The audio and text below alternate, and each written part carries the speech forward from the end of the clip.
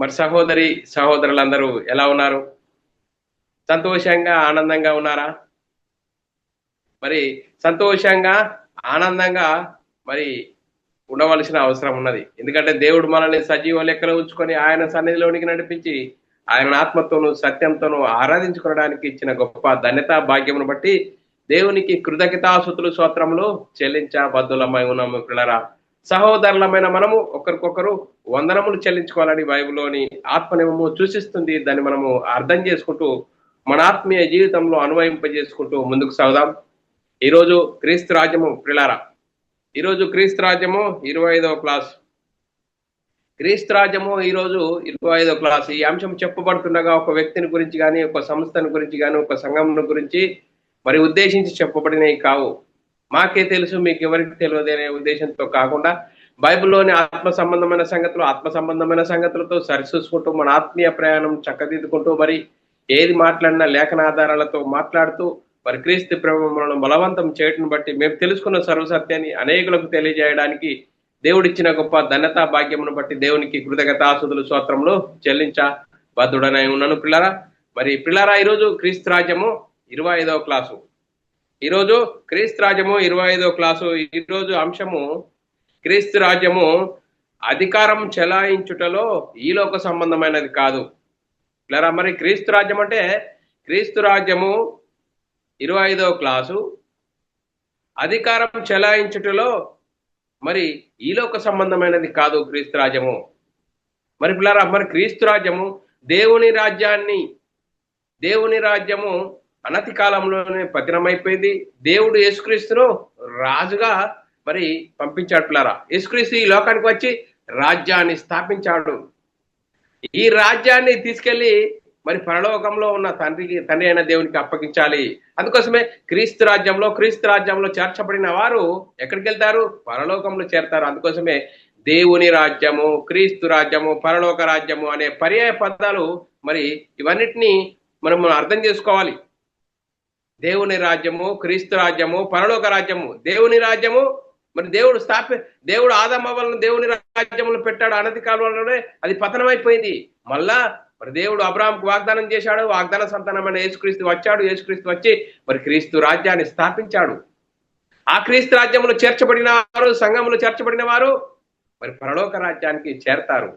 చూడండి పిల్లరా, ఎంత గొప్ప భాగ్యము! ఈ భాగ్యాన్ని మనం అర్థం చేసుకోవాలి. అందుకోసమే క్రీస్తు రాజ్యము అనే మరి మూలాంశంలో మరి అనేక అంశాలు. ఈరోజు క్రీస్తు రాజ్యం 25వ క్లాసు మరి అధికారం చెలాయించుటలో మరి ఈలోక సంబంధమైనది కాదు అనే అంశము నేర్చుకుంటున్నాం పిల్లరా.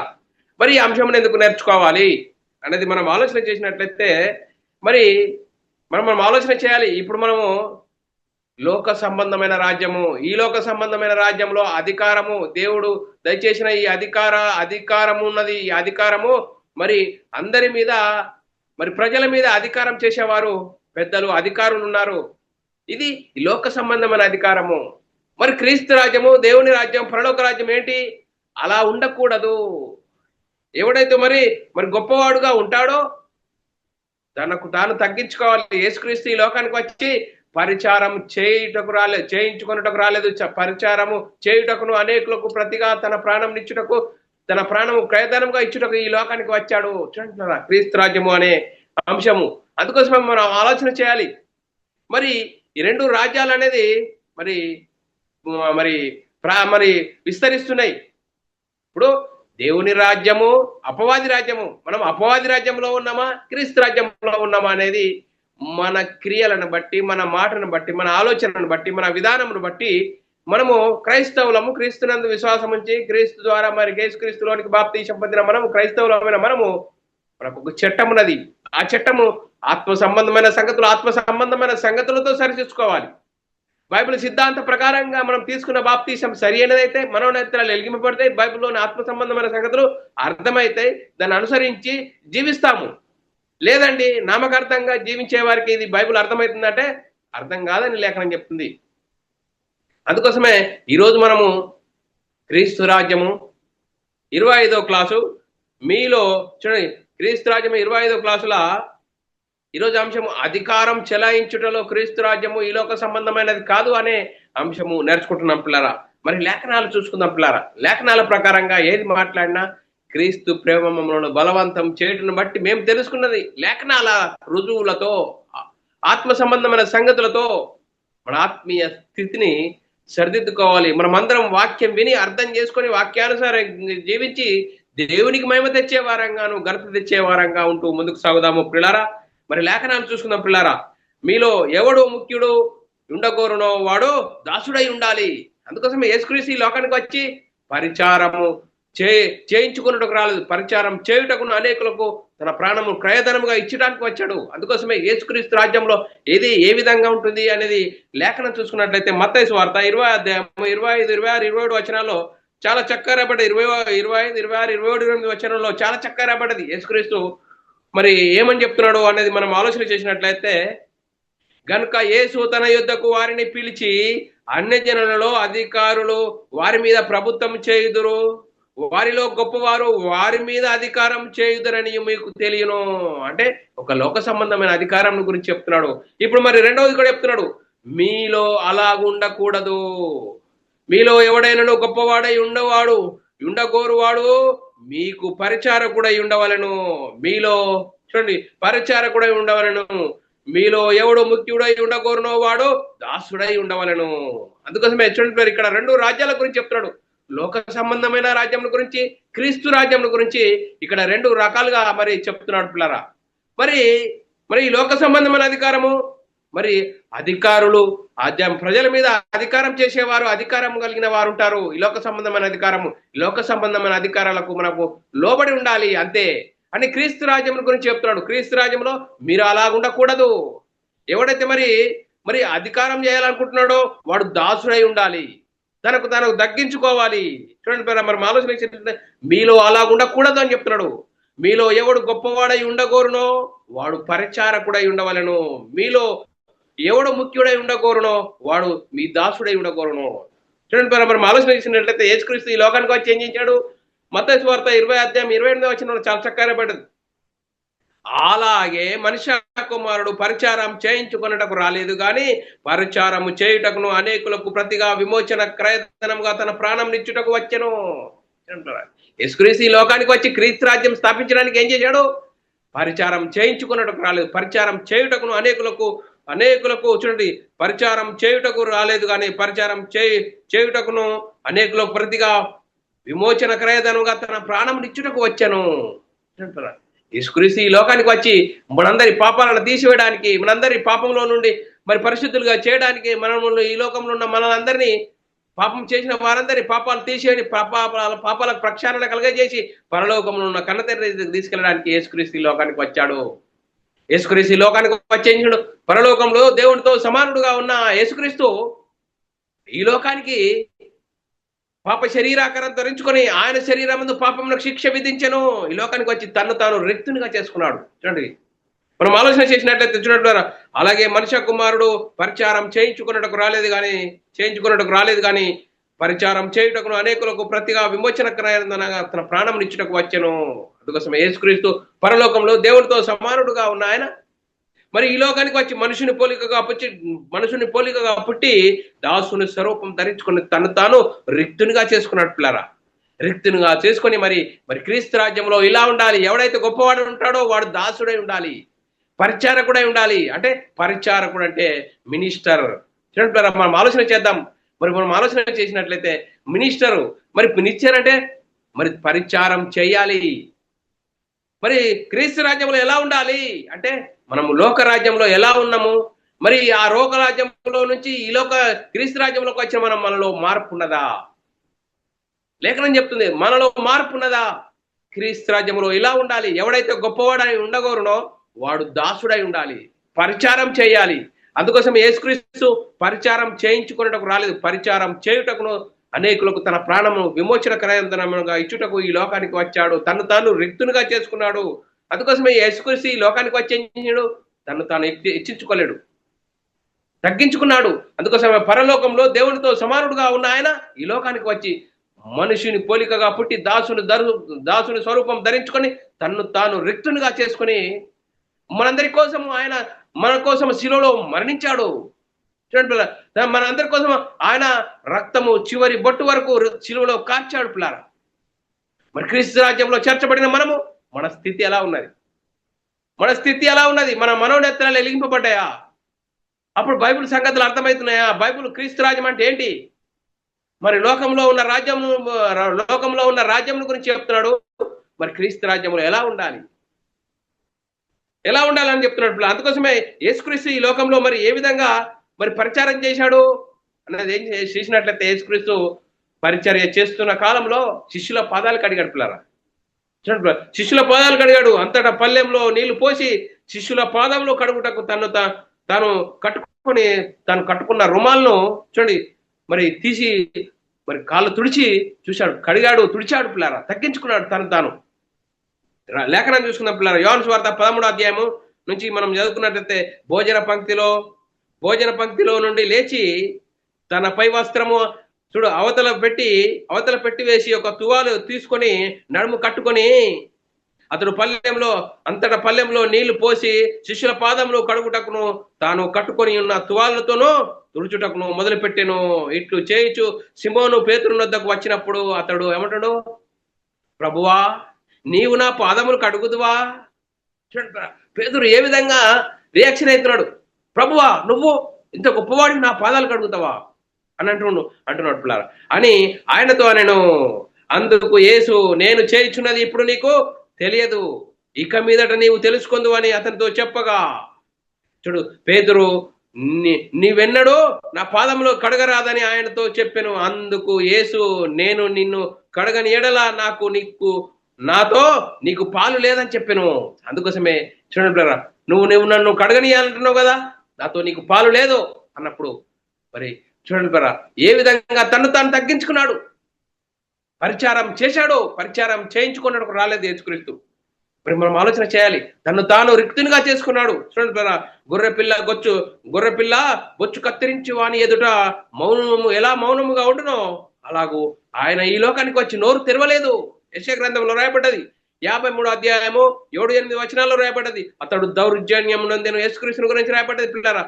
అతడు దౌర్జన్యం నొందెను, బాధింపబడెను, అతడు నోరు తెరవలేదు. వదకు తేబడిన గొర్రెపిల్ల బొచ్చు కత్తిరించి వాని ఎదుట గొర్రెపిల్ల ఎలాగూ మౌనంగా ఉండునట్లు అతడు నోరు తెరవలేదు.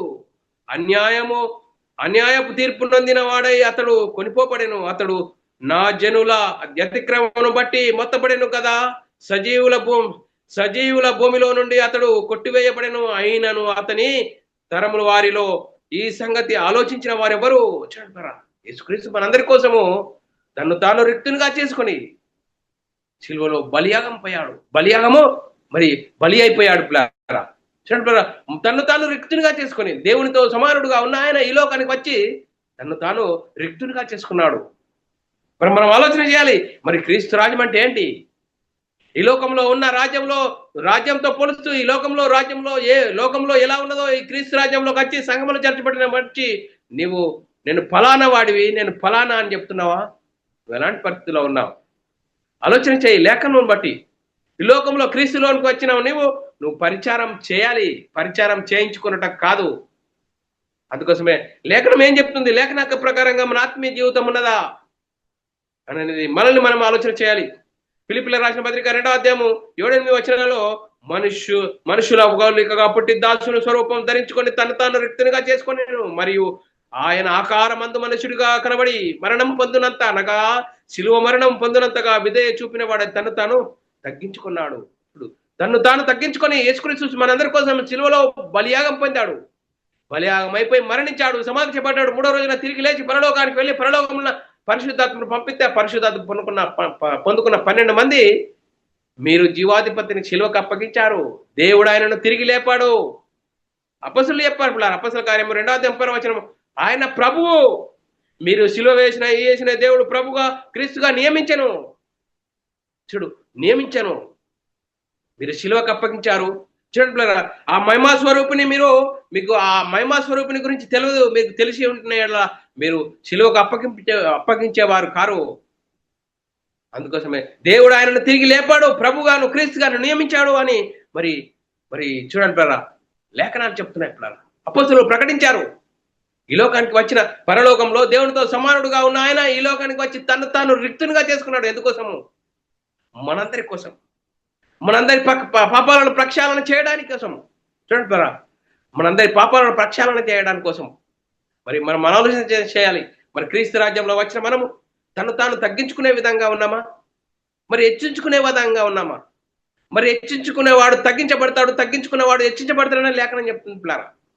లేఖనం చూసుకుందాం పిల్లారా. లూకా సువార్తలో మరి పరిచయుడు మరి ప్రార్థన చేసే విషయంలో ఏ విధంగా వాళ్ళు హెచ్చించుకున్నారో తగ్గించబడ్డారో అనేది లేఖనం చూసుకున్నట్లయితే తను తాను హెచ్చించుకున్నవాడు తగ్గించబడను, తగ్గించుకున్నవాడు హెచ్చించబడను లేఖనం చెప్తుంది పిల్లారా. మరి లూకా సువార్త 9వ అధ్యాయం 46 నుంచి చదువుకున్నట్లయితే తమలో ఎవడు గొప్పవాడని వారిలో తర్కము పుట్టెను. చూడండి పిల్లారా, నేను గొప్ప, నేను గొప్ప. లోకంలో ఇప్పుడు నేను గొప్ప, నేను గొప్ప లోకంలో ఉన్నది. మరి క్రీస్తులోనికి వచ్చిన తర్వాత నువ్వు నీ మార్పేది లోకంలో ఉన్నట్లు మరి క్రీస్తు రాజ్యంలోకి వచ్చి నువ్వు పరిచారం చేస్తున్నావా, పరిచారం చేయించుకుంటున్నావా? నేనే గొప్ప, నేనే గొప్ప అంటున్నావా? అలా అనకూడదని లేఖనం చెప్తుంది పిల్లారా. లూకా సువార్త 9వ అధ్యాయము 46 నుంచి చదువుకున్నట్లయితే తమలో ఎవడు గొప్పవాడని వారిలో తర్కము పుట్టగా యేసు వారి హృదయ ఆలోచనను ఎరిగి ఒక చిన్న బిడ్డను తీసుకొని తన యొద్ద నిలువబెట్టి చెప్తున్నాడు పిల్లరా. వారికి ఒక పాఠం చెప్తున్నాడు. ఈ చిన్న బిడ్డను నా పేరట చేర్చుకున్నవాడు నన్ను చేర్చుకున్నవాడు నన్ను పంపిన వారిని చేర్చుకును. మీ అందరిలో ఎవడు అత్యల్పుడై ఉండకూడను వాడే గొప్పవాడని వారితో చెప్పెను. చూడండి, మీ అందరిలో ఎవడు అత్యడుపుడై ఉండునో వాడే గొప్పవాడని చెప్పెను. కాగా ఈ బిడ్డ వల్ల తన్ను తాను తగ్గించుకున్న వాడే పరలోక రాజ్యంలో గొప్పవాడు. ఈ బిడ్డ వల్ల ఏ విధంగా తను తాను తగ్గించుకుంటుందో ఈ బిడ్డ వల్ల ఈ బిడ్డని చూడండి, చిన్న పాపని చూడండి అని ఆ పాపను చూసి ఒక పాఠం చెప్తున్నాడు. అందుకోసమే చూడండి మరి మనం ఆలోచన చేసినట్లయితే మరి ఎలాంటి పరిస్థితుల్లో ఉన్నాం. మరి హెచ్చించబడతాడు తగ్గించబడతాడు అని లేఖనం చెప్తుంది పిల్లరా. మత్తయి సువార్తలో కూడా రాయబడ్డది 23వ అధ్యాయం 12వ వచనము, తన్ను తాను హెచ్చించుకున్నవాడు తగ్గించబడను, తన్ను తాను తగ్గించుకున్నవాడు హెచ్చించబడును అనే లేఖనాల్లో రాయబడ్డది. లూకా సువార్తలో రాయబడ్డది 14వ అధ్యాయం 11వ వచనంలో కూడా రాయబడ్డది. పిల్లరా, మరి మనం ఎలాంటి పరిస్థితిలో ఉన్నాం? మరి క్రీస్తు రాజ్యం అంటే ఎలా? క్రీస్తు రాజ్యంలోకి వచ్చి నేను గొప్ప అని మనం అనుకుంటున్నామా? అలా అంటే మనం సరైన స్థితిలో లేనట్లే. మనం ఎవరి రాజ్యంలో ఉన్నాము? క్రీస్తు రాజ్యంలో ఉన్నామా, అపవాది రాజ్యంలో ఉన్నామా? ఆలోచన చేసుకోవాలి. లేఖనాలను బట్టి, మన ప్రవర్తనను బట్టి. చూడండి పిల్లరా, మరి ఒక పండు మంచిది చెడ్డది అని ఎలా తెలియబడుతుంది? మరి చెట్టు మంచిది చెడ్డది అని ఎలా తెలియబడుతుంది? ఆ ఫలం వలన. చూడు, ఒక ఫలమును బట్టి మంచి ఫలం అంటే మంచి చెట్టు అంటాము.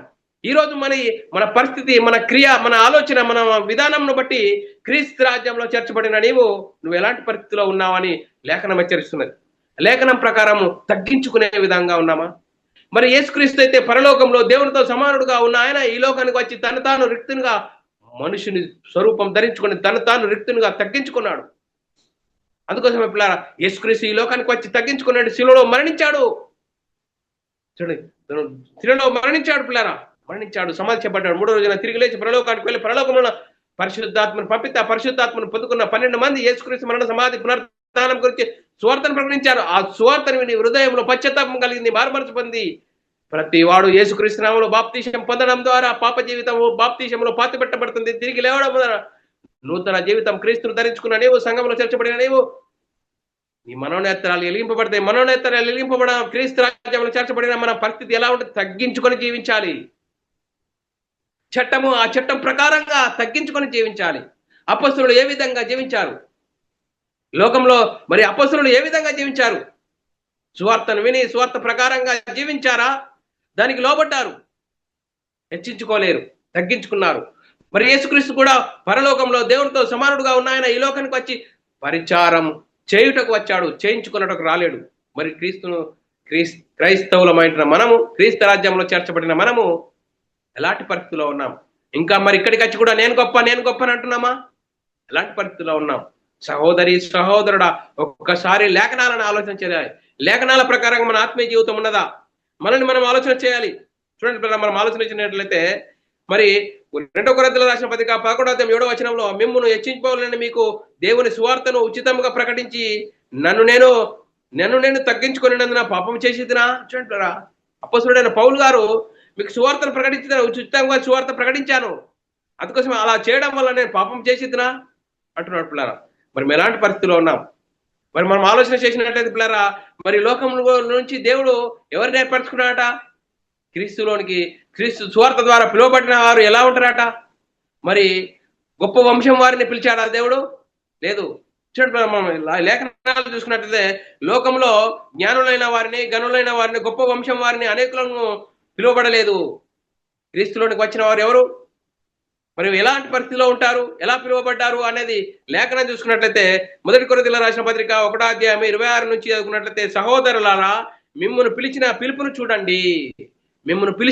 చూడండి, క్రీస్తు రాజ్యంలో క్రీస్తు సువార్త ద్వారా, యేసుక్రీస్తు మరణ సమాధి పునరుద్ధానం ద్వారా, సువార్త ద్వారా మిమ్మల్ని పిలుపు వచ్చింది. ఆ పిలుపును సువార్త ద్వారా విన్నారు, హృదయంలో పశ్చాత్తాపం కలిగింది, మారు మనసు పొంది పాపక్షమాపణ ప్రతి వాడు యేసుక్రీస్తు బాప్తిసం పొందిన మీరు క్రీస్తు సంఘంలో చేర్చబడిన మీ పిలుపును చూడండి అని చెప్పినాడు. సహోదరులారా మిమ్మల్ని పిలిచిన పిలుపును చూడండి, మీలో లోకరీతిని జ్ఞానులైనను గనులైనను గొప్ప వంశం వారిని అనేకులను పిలువబడలేదు. కానీ ఏ శరీరియో దేవుని ఎదుట అతిశయింపకున్నట్లు జ్ఞానులను సిగ్గుపరచుటకు లోకంలో నుండి వెరి వారిని దేవుడు ఏర్పరచుకొని ఉన్నాడు. చూడండి సారా, లోకంలో జ్ఞానులైన వారిని సిగ్గుపరచుటకు వెర్రి వారిని దేవుడు ఏర్పరచుకున్నాడు. బలవంతులైన వారిని సిగ్గుపరచుటకు లోకంలో బలహీనులైన వారిని దేవుడు ఏర్పరచుకుని ఉన్నాడు. ఎన్నికైన వారిని చేయుటకు లోకంలో నీచులైన వారిని, తృణీకరింపబడిన వారిని, ఎన్నిక లేని వారిని దేవుడు ఏర్పరచుకుని ఉన్నాడు. చూడండి, క్రీస్తు రాజ్యంలో చేర్చబడిన వారు ఎవరట? గనులు బలవంతులైన వారిని కాదు, బలహీనులైన వారిని, ఎన్నిక లేని వారిని దేవుడు ఏర్పరచుకున్నాట.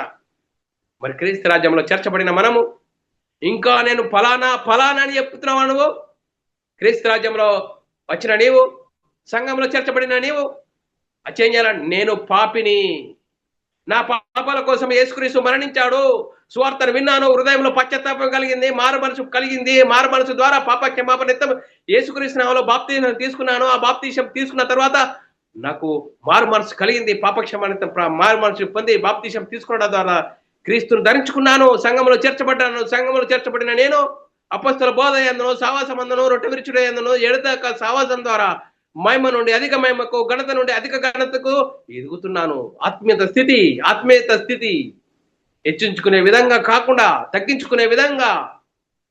క్రీస్తు రాజ్యంలో చేర్చబడిన వారు తగ్గించే స్వభావం కలిగిన వారు. అందుకోసమే మనం ఎలాంటి పరిస్థితిలో ఉన్నాము. అందుకోసమే లోకంలో ఉన్న రాజ్యాలను గురించి చెప్పాడు. లోకంలో ఉన్న లోక రాజ్యంలో ఏ విధంగా అధికారులు ప్రజల మీద అధికారం చేస్తారు. గొప్పవారు అనేవారు, అధికారులు అనేవారు ప్రజల మీద అధికారం చేస్తారు. కానీ మీలో అలా ఉండకూడదు. క్రీస్తు రాజ్యంలో చేర్చబడిన వారు మీరు అలా ఉండకూడదు. ఎవడు గొప్పవాడై ఉండునో వాడు పరిచారకుడై ఉండాలి. ఎవడో మరి గొప్పవాడై ఉండాలో వాడు పరిచారకుడై ఉండాలి, సేవ చేయాలి. అలా సేవ చేసిన వాడు తాను తగ్గించుకున్న వాడు హెచ్చించబడును. అందుకోసమే చూడండి, మనం ఆలోచన చేసినట్లయితే యేసుక్రీస్తు లోకానికి వచ్చి తాను రిక్తునిగా చేసుకున్నాడు, మనందరి కోసం శిలువ యాగం పొందాడు. హెబ్రీయులకు రాసిన పత్రికలో 2:9 మనం ఆలోచన చేసినట్లయితే పిల్లరా, దేవుని కృప వలన ఆయన ప్రతి మనుషుని కొరకు మరణం అనుభవించినట్లు దూతల కంటే కొంచెం తక్కువనిగా చేయబడి యేసు మరణం పొందినందున, చూడండి యేసు మరణం పొందినందున మరి మహిమ ప్రభావములతో కిరీటం ధరించిన వానిగా ఆయనను చూస్తున్నాము. ఇప్పుడు ఎక్కడున్నాడండి? దేవుడు యేసుక్రీస్తు పరలోకంలో దేవుని కుడిపార్శ్వమున ఆశీనుడై ఉన్నాడు. ఈ లోకంలో తగ్గించుకున్నాడు, పరిచారం చేయుటకు వచ్చాడు, పరిచారం చేయించుటకు తన ప్రాణము క్రయధనముగా ఇచ్చుటకు వచ్చాడు. ఇప్పుడు ఎక్కడున్నాడు? పరలోకంలో దేవుని కుడిపార్శ్వమున ఆశీనుడై ఉన్నాడు. పిల్లల మహామహిమలో ఉన్నాడు. పిల్లరా, మరి మనం ఆలోచన చేయాలి. మరి క్రీస్తును విశ్వసించిన నీవు, నేను, క్రీస్తు సంఘంలో చేర్చబడిన మనము, క్రీస్తు రాజ్యంలో చేర్చబడిన మనము, ఇంకా మనము నేను గొప్ప, నేను ఫలానా అంటున్నావా? ఆలోచన చేయి. చూడండి, ఈరోజు క్రీస్తు సంఘంలో కొంతమంది వస్తారు, నేను ఫలానా పెద్ద ఆయనను, నేను ఇంజనీర్ను లేకుంటే పెద్ద డాక్టర్ను, యాక్టర్ను అని చెప్పి నేను యేసుక్రీస్తు నమ్ముకున్నాను చెప్తాడు. ఏం చెప్పాలి? ఇప్పుడు క్రీస్తు సంఘంలో చేర్చబడిన నేను పాపిని, నా పాపాల కోసం యేసుక్రీస్తు మరణించాడు, తిరిగి లేచాడు. యేసుక్రీస్తు మరణ సమాధిని గురించి సువార్తను ప్రకటించాలి. అంతేగాని నేను నా ఫలానా గొప్ప వంశం అని చెప్పడానికి వీల్లేదు.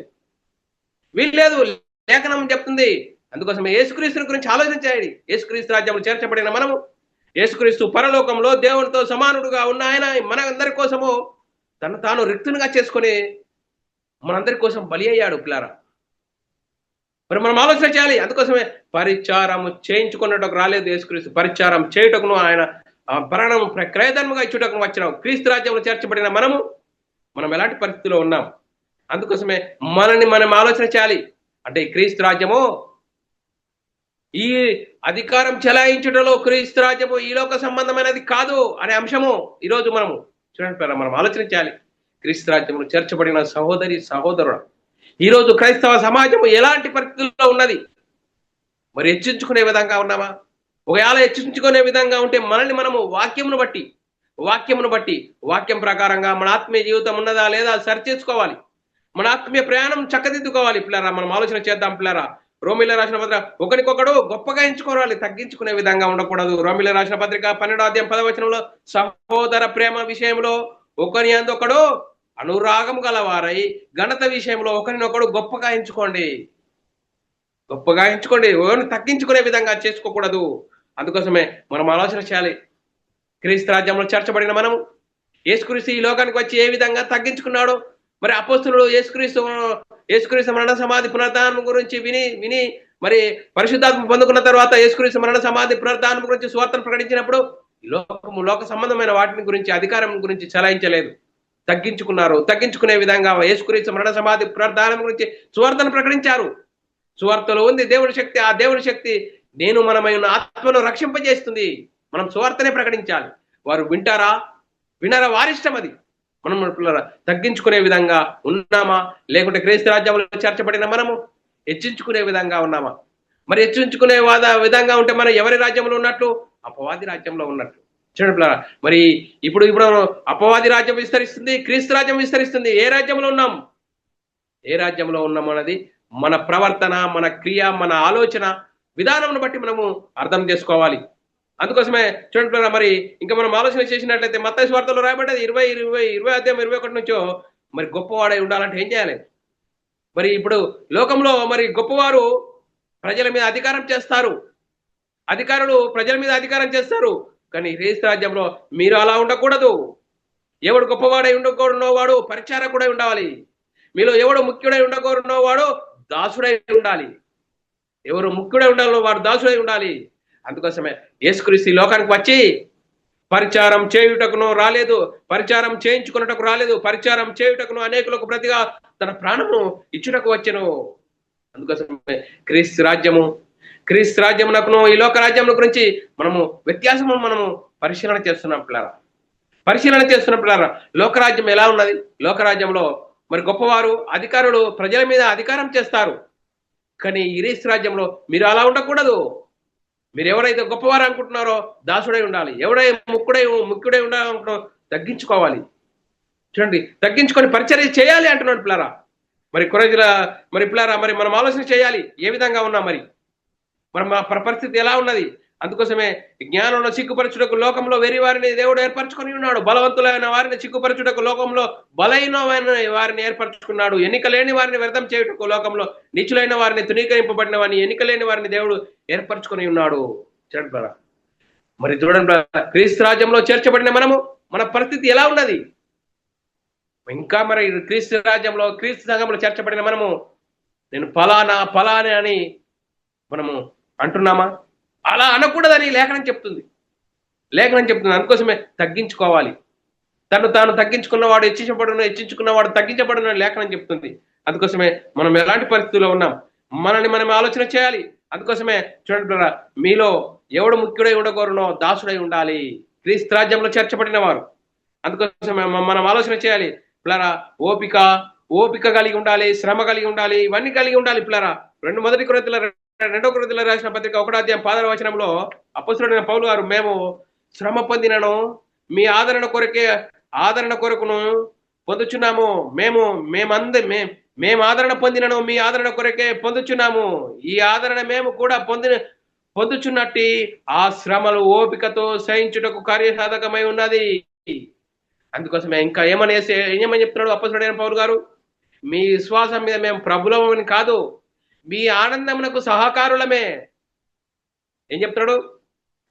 మీ విశ్వాసం మీద మేము ప్రభులము కాదు, మీద మేము అధికారం చేయాలని కాదు, మీ ఆనందానికి. మీ ఆనందం అంటే పరలోకం అనే గొప్ప ఆనందం ఉన్నది. ఎప్పుడు యుగ యుగాలు మరి నిత్యము జీవించే పరలోకం చేరాలంటే వాక్యము, ఆత్మ సంబంధమైన సంగతులు మన ఆత్మీయ ప్రయాణం ఉండాలి, తగ్గించుకొని జీవించాలి, లేఖనాల ప్రకారంగా మన ఆత్మీయ జీవితం ఉండాలని చెప్తున్నట్లురా. 2 కొరింథీయుల రాసిన పత్రిక 1:24 వచనం, మీ విశ్వాసం మీద మేము ప్రభులమని ఇలాగూ చెప్పుటలేదు, గాని మీ ఆనందమునకు సహకారులమై విశ్వాసము చేతనే మీరు నిలకడగా ఉన్నారు.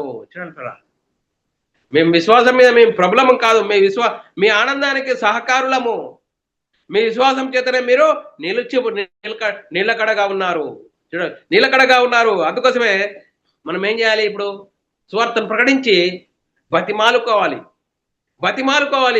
మమ్మల్ని మేము ప్రకటించుకున్నట్టు లేదు, మేము గొప్పవారమని మేము ప్రకటించుకున్నట్టు లేదని అప్పొస్తలుడైన పౌలు గారు అంటున్నారు. మరి ఈరోజు క్రైస్తవ సమాజంలో మేము గొప్పవారమని ప్రకటించేకున్న వారు ఉన్నారా? ఉంటే ఒకవేళ లేఖనమును బట్టి తగ్గించుకొని జీవించాలని లేఖనం చెప్తుంది. 2 కొరింథీయుల రాసిన పత్రిక 5:12-13 వచనాల్లో మరి క్రీస్తు ప్రేమను బట్టి మనం బతిమాలుకోవాలి, సువార్తను ప్రకటించాలి. సువార్తను ప్రకటించి బతిమాలుకోవాలి. మమ్మల్ని మేము మీ ఎదుట తిరిగి మెప్పించుకున్నట లేదు, కానీ హృదయమునందు అతిశయపడక పై రూపమునందే అతిశయపడు వారికి ప్రత్యుత్తరం ఇచ్చుటకు మీకు ఆధారము కలగజేయవాలని మీ విషయమై మీకు అతిశయ కారణము కలగజేయుచున్నాము. ఏలైనగా మేము వెర్రివారమైతే మా దేవుని నిమిత్తమే, స్వస్థబుద్ధి గలవారమైతే మీ నిమిత్తమే. అందుకోసమే క్రీస్తు పక్షం మిమ్మల్ని బతిమాలుకొంటున్నాము. 20 వచనములో, కాబట్టి దేవుడు మా ద్వారా వేడుకున్నట్లు మేము క్రీస్తుకు రాయబారులమై దేవునితో సమాధానపరుడని క్రీస్తు పక్షం మిమ్మల్ని బతిమాలుకొంటున్నాము. క్రీస్తు పక్షమున మిమ్మల్ని బతిమాలుకొంటున్నాము. మనం బతిమాలుకోవాలి, సువార్త ప్రకటించాలి, బతిమాలుకోవాలి. ఎలా? పరలోకం అనేది ఉన్నది. ఆ పరలోకం తీసుకెళ్ళడానికి యేసుక్రీస్తు మనందరి కోసం ఈ లోకానికి వచ్చాడు, తాను రిక్తునిగా చేసుకున్నాడు, మనందరి కోసం శిలువలో మరణించాడు, సమాధి చేయబడ్డాడు, 3వ రోజున తిరిగి లేచాడు, తిరిగి లేచి పరలోకానికి వెళ్ళాడు. పరలోకంలో పరిశుద్ధాత్మను పంపిస్తే ఆ పరిశుద్ధాత్మను పొందుకున్న 12 మంది యేసుక్రీస్తు మరణ సమాధి గురించి సువార్తను ప్రకటించారు. యేసుక్రీస్తు ఎందుకు వచ్చాడు ఈ లోకానికి? మనందరి పాపాలను తీసివేయడానికి, మనందరినీ పరిశుద్ధులుగా చేయడానికి, మనందరినీ పరలోకంలో ఉన్న కన తండ్రి యొద్దకు తీసుకెళ్ళడానికి వచ్చాడు. చూడండి, యేసుక్రీస్తు ఈ లోకానికి వచ్చే అధికారం, క్రీస్తు రాజ్యం అనేది ఈ లోక సంబంధమైన అధికారం కాదు, ఈ లోకంలో అధికారం చెలాయించే అధికారం కాదు. మరి చూడండి ఎలాంటి పరిస్థితిలో ఉన్నాం. మరి మనం ఆలోచన చేయాలి. అందుకోసమే అప్పొస్తలుడైన పౌలు గారు కూడా మరి సువార్తను ప్రకటించి ఒక సువార్త పట్టణానికి ప్రకటించి తిరిగి వచ్చేవరకెళ్ళే భిన్నమైన సువార్త తట్టుకు తిరిగిపోయారట. అందుకోసమే మరలా మీ విషయమైన ప్రసవ వేదన కలుగుచున్నదని లేఖనం చెప్తుంది పిల్లరా. మరి పౌలు కూడా మరి సువార్తను ప్రకటిస్తున్నాడు. పౌలైన నేను యేసుక్రీస్తు యొక్క సాత్వికము మృతత్వము మిమ్మల్ని వేడుకొనుచున్నాను అంటున్నాడు పిల్లరా. 2 కొరింథీయుల రాసిన పత్రిక 10:11 వచనంలో రాయబడిన మాట, మీ ఎదుటనున్నప్పుడు మీలో అనుకోగలవాడనైనట్టు ఎల్లప్పుడు ఎదుట లేనప్పుడు మీ ఎడల ధైర్యం గలవాడైనట్లు పౌలను నేను యేసుక్రీస్తు యొక్క సాత్వికమును మృదుత్వం బట్టి మిమ్మల్ని వేడుకొనుచుంటున్నాను అంటున్నట్లుగా వేడుకోవాలి. అందుకోసమే వేడుకోవాలి. అతిశయం అనేది పనికిరాదు క్రీస్తు సంఘంలో, క్రీస్తు రాజ్యంలో అని లేఖనం చెప్తున్నారు. మొదటి కొరింథీయుల రాసిన పత్రిక 14:20 సహోదరులారా, మీరు బుద్ధి విషయమై పసిపిల్లలు కాక దుష్టత్వ విషయంలో శిశువులుగా ఉండు, బుద్ధి విషయమై పెద్దవారై ఉండు. చూడండి, బుద్ధి విషయమో పెద్దవారై ఉండి. అందుకోసమే క్రీస్తు దయారసము, క్రీస్తు ప్రేమను కలిగి ఉండాలి అని లేఖనం చెప్తుంది పిల్లరా. ఫిలిప్పీయుల రాసిన పత్రిక 1:18 వచనం, క్రీస్తు యేసు యొక్క దయారసమును బట్టి మీ అందరి ఎదుట నేను ఎంత పక్షగలగా ఉన్నానో దేవుడే నాకు సాక్షి. దేవుడిని సాక్షిగా పెడుతున్నాడు పిల్లరా. మనం క్రీస్తు ప్రేమను కలిగి ఉన్నామా? క్రీస్తు దయారసం కలిగి ఉన్నామా? ఒకవేళ లేనట్లయితే, క్రీస్తు దయారసము క్రీస్తు ప్రేమ లేనట్లయితే మనం తీసుకున్న బాప్తీసాలు సరి అయినదో కాదో ఒకసారి లేఖనంను బట్టి మనల్ని మనం ఆలోచన చేసుకోవాలి. ఒకడు కొత్తగా జన్మిస్తేనే దేవుని రాజ్యంలో ప్రవేశిస్తాడని లేఖనం చెప్తుంది పిల్లరా. యోహాను సువార్త 3:3-5 వచనాల్లో రాయబడ్డది. అందుకు యేసు ఒకనితో ఒకడు కొత్తగా జన్మిస్తేనే దేవుని రాజ్యం చూడాలని నేను మీతో నిశ్చయంగా చెప్తున్నాను. యేసు ఇట్లనే ఒకడు నీటి మూలంగాను ఆత్మ మూలంగాను జన్మిస్తేనే దేవుని రాజ్యంలో ప్రవేశిస్తాడని నీతో నిశ్చయంగా చెప్తున్నాను. దేవుని రాజ్యం చెల్లాలంటే కొత్తగా జన్మించాలి.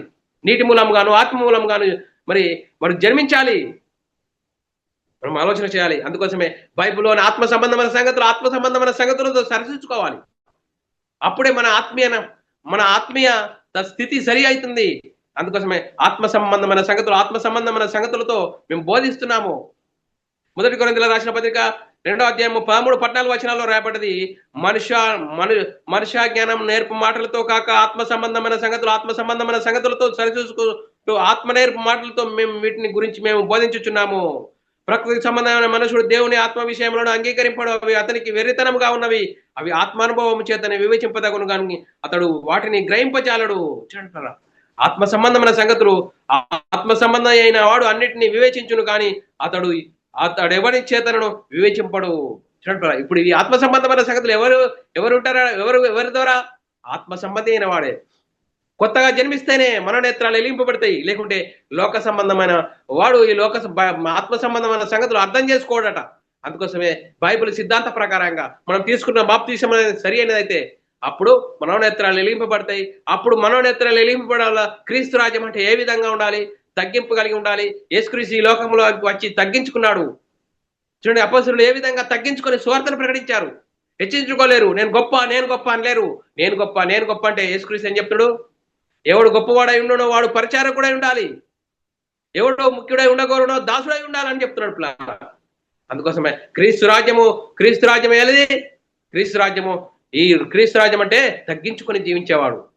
మరి ఈ లోకరాజ్యం గురించి మనం ఆలోచన చేసినట్లయితే లోకరాజ్యములో చెలాయించే విధంగా క్రీస్తు రాజ్యంలో చెలాయించేది కాదు అని లేఖనం చెప్తుంది పిల్లరా. క్రీస్తు కలిగిన మృదుత్వంను బట్టి సాత్వికంగా ఉండాలి పిల్లరా.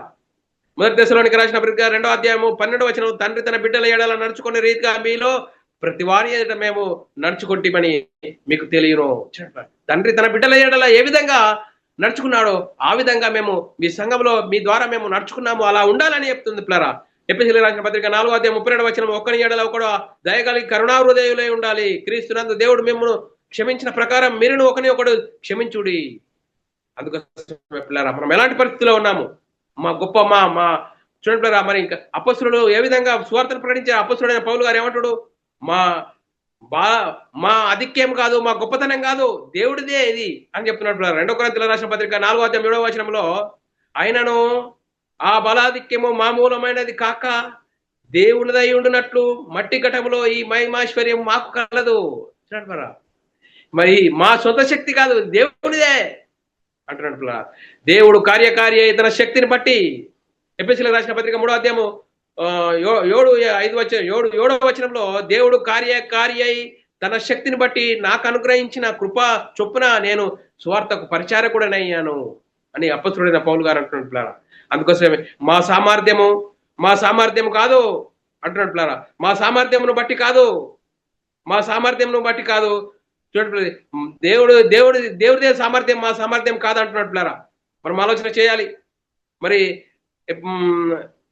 2 కొరింథీయులకు రాసిన పత్రిక 3వ అధ్యాయం 5వ వచనంలో, మా వలన ఏదైనా అయినట్లు ఆలోచించుటకు మా అంతటా మేము సమర్థులము కాదు, మా సామర్థ్యము దేవుని వలనే కలిగినది. చూడండి, దేవుని వలనే కలిగినది అంటున్నట్లురా. అంతేకాదు 2 కొరింథీయులకు రాసిన పత్రిక 4వ అధ్యాయం 6వ వచనంలో, గనుక మమ్మును గురించి మేము ప్రకటించుకొనుట లేదు కానీ క్రీస్తు యేసును గురించి ఆయన ప్రభు అని మమ్మును గురించి యేసు నిమిత్తము మేము మీకు పరిచారకులమై ఉంటిమని ప్రకటించుకుంటున్నాము. మమ్మును గురించి మేము ప్రకటించుకోలేదు. మరి ఇప్పుడు మనము క్రీస్తు రాజ్యంలో చేర్చబడిన మనం ఫలానాన్ని ప్రకటించుకోవడానికి వచ్చామా? యేసుక్రీస్తు మరణ సమాధి పునరుద్ధానం గురించి సువార్తను ప్రకటించాలి. అందుకోసమే అపొస్తలులు మా సొంత శక్తి కాదు, మా భక్తి చేత కాదు, మరి దేవుడిచ్చిన శక్తిని బట్టి మేము సువార్తను ప్రకటిస్తున్నామని అపొస్తలులు చెప్తున్నారు. అపొస్తలుల కార్యం 3వ అధ్యాయం 12వ వచనం, పేతురు దీనిని చూచి ప్రజలతో ఇట్లనెను, ఇశ్రాయేలీయులారా, మీరు వీని విషయమై ఎందుకు ఆశ్చర్యపడుచున్నారు? మా సొంత శక్తి చేతనైనను భక్తి చేతనైనను నడవమనే వీడికి బలమిచ్చినట్లు మీరెందుకు మా తట్టు తెరుచుచున్నారు? దేవుడిచ్చిన శక్తిని బట్టి స్వస్థత పరిచాము, మా సొంత శక్తి కాదు, మా భక్తి చేత కాదు అని మరి అపొస్తలుడు చెప్పారు. మరి మనం ఆలోచన చేయాలి, ఒకరినొకరు సరి చేసుకోవాలి. అందుకోసమే మనం అలాంటి పరిస్థితుల్లో ఉన్నాం. మరి తగ్గించుకొని జీవించాలి. క్రీస్తు ప్రేమను గట్టి మనము సువార్తను ప్రకటించి అనేకులను బ్రతిమాలుకునే విధంగా మన జీవితం, మన ప్రవర్తన ఉండాలి అని చెప్తున్నారు. అందుకోసమే మనం ఆలోచన చేయాలి. 2 కొరింథీయులకు రాసిన పత్రిక 10:12 తమ్మును తామే మెప్పించుకొని కొందరితో జతపరచుకుటకైనను వారితో సరి చేసుకున్నటకైనను మేము తెగింపజాలము గాని వారు తమలో ఒకరికంటే ఒకరు ఎన్నిక చేసుకొని ఒకరితోనొకరు సరి చేసుకుంటున్నందున గ్రహింపలేక ఉన్నారు. చూడండి, వాళ్ళే నేను గొప్ప అనేవారు ఉన్నారట. అలా వారు గ్రహింపు లేక ఉన్నారని అపొస్తలుడైన పౌలు గారు అంటున్నారు. అందుకోసమే తను తగ్గించుకున్నవాడు హెచ్చించుకున్నవాడు తగ్గించబడిన లేఖనం చెప్తున్నారు. అందుకోసమే మనం ఎలాంటి పరిస్థితిలో ఉన్నాం? తగ్గించుకునే విధంగా ఉన్నామా, మరి హెచ్చించుకునే విధంగా ఉన్నామా? అందుకోసమే అపొస్తలుడైన పౌలు గారు ఏమంటున్నాడు, గాలికి కొట్టినట్టు నేను పోట్లాడటం లేదు, అందుకోసమే నా శరీరాన్ని నలుకొట్టుకుంటున్నాను స్వార్థ నిమిత్తము. 1 కొరింథీయులకు రాసిన పత్రిక 9:27 గాలికి కొట్టినట్లు నేను పోట్లాడటం లేదు, కానీ ఒకవేళ ఇతరులకు ప్రకటించిన తర్వాత నేనే భ్రష్టుడనై పోదునేమో అని నా శరీరాన్ని నలుకొట్టుకుంటున్నాడు. తగ్గించుకున్నాడు అపొస్తలుడైన పౌలు గారు, తగ్గించుకున్నాడు. అందుకోసమే తాను నిలుచున్నానని తలంచువాడు పడకుండా జాగ్రత్తగా చూసుకోవాలి. నేను నిల్చున్నానని తలుచుకున్నాను, మనం పడిపోకుండా జాగ్రత్త ఉండాలి. అందుకోసమే అపొస్తలు ప్రవక్తలు వేసిన పునాది మీరము కట్టబడాలి.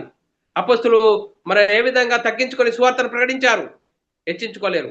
మరి యేసుక్రీస్తుని గురించి ఆలోచిస్తే పరిచారం చేయించుకున్నటకు రాలేదు, కానీ పరిచారం చేయుటకును అనేకుల కొరకు తన ప్రాణం క్రయధర్మగా ఇచ్చుటకు వచ్చాడు.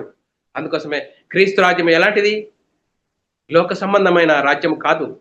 ఈ లోకంలో అధికారం చెలాయించే విధంగా క్రీస్తు రాజ్యం కాదు అని లేఖనం చెప్తున్నారా.